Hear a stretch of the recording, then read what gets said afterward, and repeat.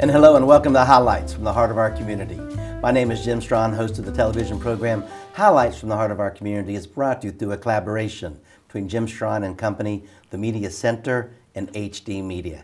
And of course our newest sponsor, our presenting sponsor, Banker's Life. There's no life like the Banker's Life. If you're a regular viewer of our show, and we certainly hope that you are, you know how much we love to focus on those grassroots organizations, charitable, not-for-profit groups, sometimes businesses, corporations doing phenomenal work, spectacular work to make our great state of West Virginia and our Kanawha Valley and our city of Charleston a much better place to live, to learn, to work, and to play.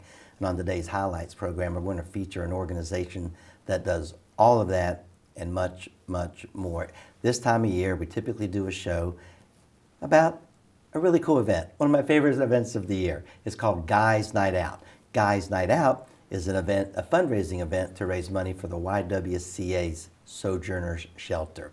We do a lot of shows and a lot of programs regarding the YWCA because they have so many wonderful programs. You can see on the screen, Guys Night Out.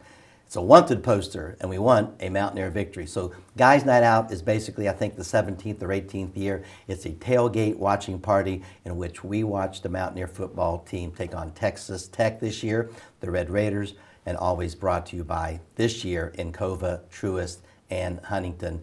GuysNightOutCharleston.com, as you can see on the screen, GuysNightOutCharleston.com. Tickets are still available. The telephone number is not on the screen right now, but the telephone number to get tickets to Guys Night Out is 304-205-6044. 304-205-6044. Now to talk all things YWCA Sojourner Shelter and the Guys Night Out event, Jennifer Fleshman. Jennifer, welcome to the program. Thank you so much for having me. You look awful pretty today. Thank you. So you're the program director. Yes, I am. Fairly new. How long have you been in the role? I have just been in the role since January. So not quite a year. Correct. And I was at the retirement party for the long-standing program director, our dear friend, we love her. Yes. Margaret Taylor. Correct. So Margaret and I have done this show.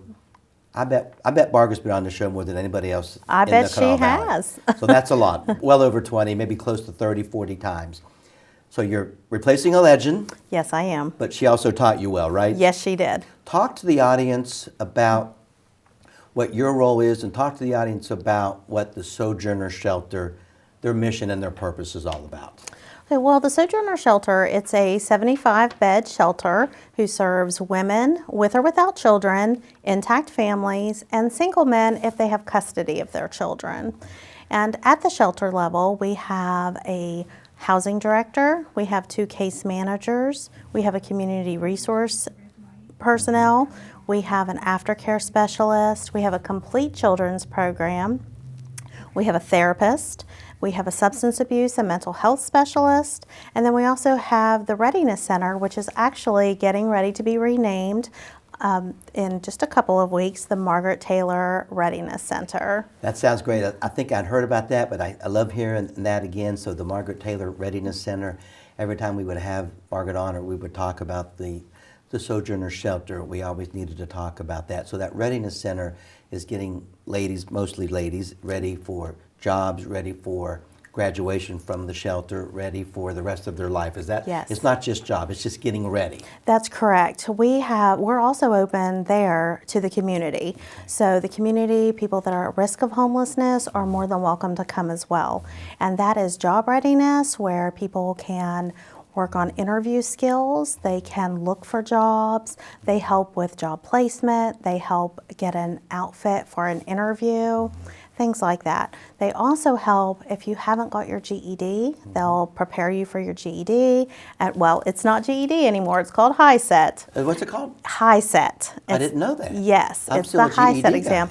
I will forever be a GED person. It's called High Test? HiSET, HISET. Is that an acronym for something? Just High Set. Let's just go with HiSET. I'll have to HiSET. get back with Yeah, you no, on what that stands yeah, for. that's the first I heard of that, Jennifer. Yes, yes. So that's the new term for the GED. Correct. HiSET. Okay. It's So been you for help about a people- year and a half. So you get ready for the High Set. Yes. High Set. I gotta learn that. Yes, you do. So you get folks ready, but you're also there when there's nowhere else for this lady, the family to go. They don't have a place to live or a place to Right. eat. So you take them in. What's the process? Somebody's watching this, or gosh, I don't have anywhere to go, Jennifer, and they call 304-340-3562. Yes, that's the number. shelter's main number. 3562, 340-3562. So they call that. What happens on the other end of the line? Well, they call, and now we do have what's called a CAT team, and that CAT team will help people find where they need to go, their resource, and that's across from the main post office at St. Mark's Church in the basement. So if they're during the day, they can go there, and they will look for wherever it's availability. So if that's our shelter, if it's a men's shelter, whatever it may be. If we don't have any openings, they will find somewhere else for them to go. But if it happens to be after hours, or it's getting close to the end of the day, or it's on a weekend, or if it's 3 o'clock in the morning and you need a place to go, you can call the shelter or you can come down to the shelter. Someone will pick up the phone, or someone kind of live working. Yes, to there answer is somebody questions? there 24 hours a day. That's a nice service. Yes. So now it might take them a little bit to get to the phone. They might be doing something else, but if you just hang tight, they will be with you as soon You as they mentioned can. 75 beds. It's a 75-bed facility. If my recollection is correct, it's on the east end of Charleston, on East Washington Street, in that area there. Are you fairly full? Is the need as great as it's ever been? We are full. Now, when COVID hit, our numbers, they really went down a little bit. Not that much, but the amount of children that were coming in were not as great. We still had several, but right now we currently have 19 children staying in the shelter. And that is our pre-COVID numbers. Anywhere between 20 and 30 is what we had pre-COVID. So we're getting back to that, and we are staying full. And we serve food there as well. So Yes. is it 3 squares a day? Or? Yes, it is. We serve 3 meals a day and 2 healthy snacks.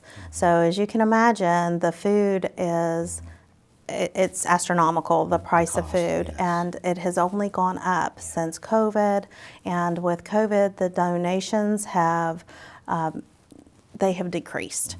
Now, people are still donating, but it's just not as much as we used to. There used to be weddings or get-togethers, and whatever was left over, they'd just bring it on down to the shelter, and we use every bit of it.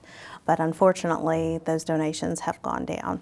You guys are very good stewards. I know from the track record that you have that you're good stewards with your money, you're good stewards with the food. I want to talk about, there's no typical case.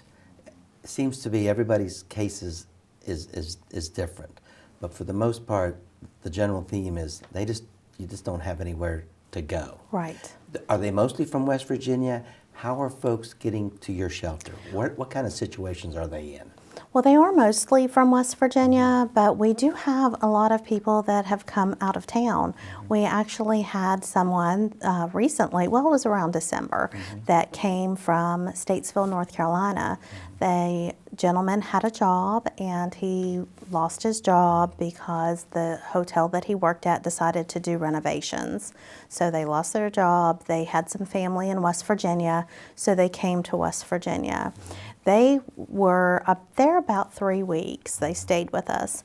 They were wonderful. They were very motivated. They used the Job and Education Readiness Center to get employment. The gentleman got a job, a full-time job. The female got a part-time job. The child was put into Piedmont Elementary School, where she went to school, and the mom got a part-time job during school hours so they wouldn't have to worry about daycare. Very good. Someone comes into the YWCA Sojourner Shelter. The first thing you guys do, it seems like you get a game plan for them to graduate or move on. How long can someone actually stay at the shelter before you go, okay, we got to do something else here? Well, unfortunately, there's no set time frame. Okay. We just can't do that. And with the pandemic, it changed a lot. It was a lot harder to get people their legal documents. People out of state, they were closed down, they weren't open. So it depends. It's fluid, so there's no cut and dry. You've been here 12 months, you got to go on next Now, Tuesday. If you've been here 12 months, we have a problem. So what is it like? What would you say the average length of stay is then? 3 months or 2 months? It's between 2 and 3 months right now. Not forever. 12, Right. 12 months would be a problem. Yes, it would. But you don't say, okay, next Tuesday you're out. No, we never turn anyone away unless there are a couple of things that you do if you've been sanctioned for some reason. If you are a sex offender, we do not take sex offenders. So, or if you have an active warrant. Okay, so you guys do your due diligence. Yes, because we're a family shelter and we have children there, and Absolutely. we have to protect our children. Well, your reputation is great, and I applaud you. I applaud the staff. I've applauded Margaret for 40 years. So you guys, you're just picking right up where she left off. What is your experience? Were you working at the Y before in the program, or what is your background? Yes, I worked at the Y for about 2.5 years. Miss Margaret hired me as her assistant director, and I worked there for about 2.5 years. And she molded you. Yes, she did. You know everything you needed to know, right? Well, I don't know about that, but she's a wealth of information. she isn't really is. She is a wealth of knowledge. She's just been an amazing pillar of this community that has worked with the homeless population for many years. Her energy levels is still very good. Yes. I mean, she retired, but she's not retired. I still see her around. Yes. and the YWCA Sojourner Shelter, you're one of the 5 charities and not-for-profit that we partner with the Moses Otter Group live on Levee. Correct. So I saw you 3 times this summer, didn't I? Yes. We have about 15 Friday nights, and 5 of the charities, we see you 3 times. That's correct. And it works out very, very well.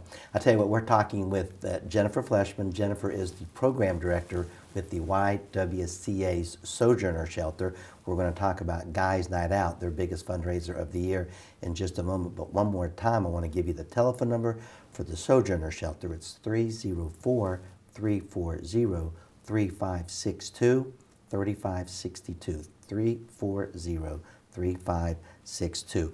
Before I talk about the Guys Night Out event, I want to set the table with how your program and how you guys are funded.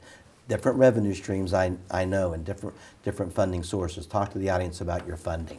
Well, we have lots of different grants, and they really help out tremendously, but it's just not enough. Our food grant, it doesn't cut it. Our electricity, our utility grant, it doesn't cover it all. So there are always things that we're trying to find a way to make up for. So we rely heavily on donations, on fundraisers, and we have several churches that support us. We have this community is wonderful to us. They have been so giving even throughout the pandemic. So we're really lucky to have that, but it's still not enough. I know we don't have to go into specifics, but you get a little bit of federal funding, you get a little bit of state money, you get a little bit of county money, you get a little bit of funds from the city of Charleston, and like I said, that doesn't take care of the budget, the food, the electric, the utilities, little things that you need to run a home, an apartment for 75 folks, or more sometimes with the family. So like you said, you have churches, there's fundraisers, that you do style shows in the spring. We do live on the levee. That brings in $1,000 or $2,000. Any $5 you make or get, it goes a long way because, like I said earlier, you folks are good stewards with your money. But this Guys Night Out event, we started it after the Girls Night Out. I think the Girls Night Out was either 20 or 21 years now, and I think the Guys Night Out, we're like, if the girls are going to have a night, I remember John Augie was one of the beginning committee members. We got to have a guys' night out. So I think it was 17, 18, and I kind of lose track because there was a year or 2 that we didn't get to do it because of COVID. But as you can see on the screen, the Guys' Night Out event for the Sojourner Shelter is a WVU football watching tailgate atmosphere. We do it on a football field, at Oaks Field, on Oaks Field in South Charleston, under a giant circus tent, one of the biggest tents I've ever seen. We get 300 or 400 of our favorite fellows there, and it's a guy thing, Jennifer. You've worked it before, but this is your first year as a director, right? Correct. So the Guys Night Out, and I get to serve on the committee, and I've been to many of these, but whatever guys like is what guys we have. We have spirited beverages, we have wings, we have pizza, we have pulled pork, we have games, we have cornhole, we have auction items, we have some former Mountaineers there. And we watched a game. We have a giant screen, thanks to Studimo, and then Sedaros does a lot of screens about the size of our backdrop here, and we just sit around and watch the game and cheer for the Mountaineers. it's a pretty good time. It sounds amazing. You'll be there, right? I will. I'll be working, but And we still have time, guys and corporations and anyone watching this. We have room for sponsorships. yes, absolutely. So we're still taking sponsorships. And one of our favorite things that we sell are just table sponsors. And a table of 8 for you and 7 of your buddies, it's a $500 sponsorship. I think we call that the extra point sponsor. Right. And we want to thank, I'm going off the cuff here. We want to thank Better Homes and Garden Real Estate Central for the koozie sponsorship. I mentioned earlier that our big sponsors are Encova, Truist, and Huntington. Better Homes. There's a bunch of little $500 sponsors, but are there some other sponsors that we need to mention right now, or do you know any of them? I cannot think of them got the right now, majors but in, there didn't I? are a ton of them. We have lots of people that have donated, and I'm sorry I don't have that information, but there are a ton. Again, the big ones are Encova, Truist, and Huntington.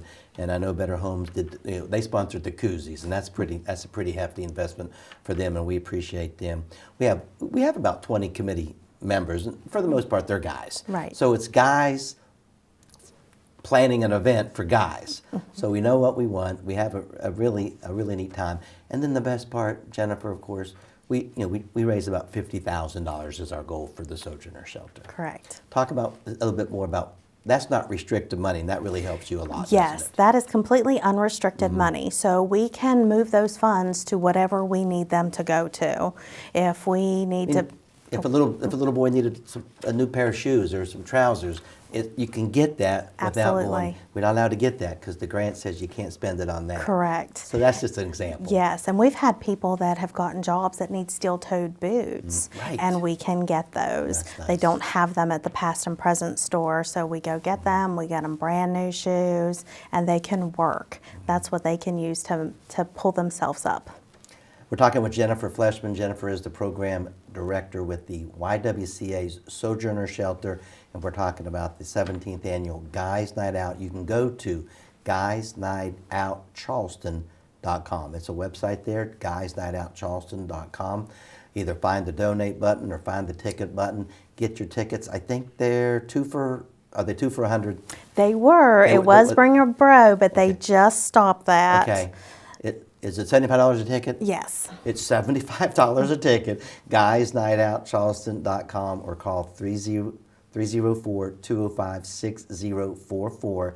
205-6044. That'll get you a ticket or 2, or maybe even buy a table for 8. You and 7 of your buddies for $500, and all that money stays right here in the YWCA Sojourner Shelter's coffers, unrestricted, so that they can help the many, many thousands, it seems like, clients that they serve every year.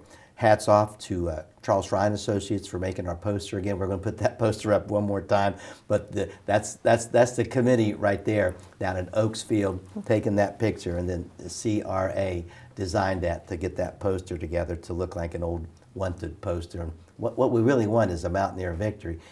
Also, what we really would want is for you to be a part of the Guys Night Out.